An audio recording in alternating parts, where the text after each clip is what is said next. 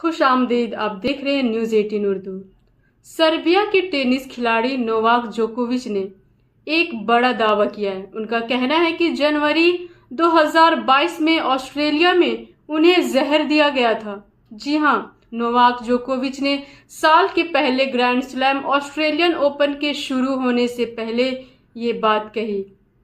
Australian open 2025 12 जनवरी से शुरू होने वाला है। इससे पहले नोवाक जोकोविच का ये बड़ा दावा सामने आया। दरअसल ये पूरा मामला 2022 का है।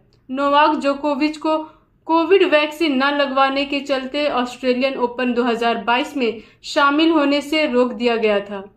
उन्होंने ऑस्ट्रेलियन ओपन 2022 से पहले ट्रैवल डॉक्यूमेंट्स में गलत जानकारी दी थी, जिसके चलते उन्हें मेलबर्न में हिरासत में ले लिया गया। उनका वीज़ा मनसूख करके उन्हें वापस ऑस्ट्रेलिया भेज दिया गया था।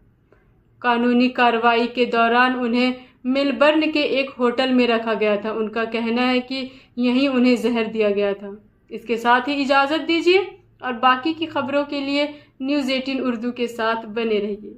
शुक्रिया। फ़ी अमानिल्लाह।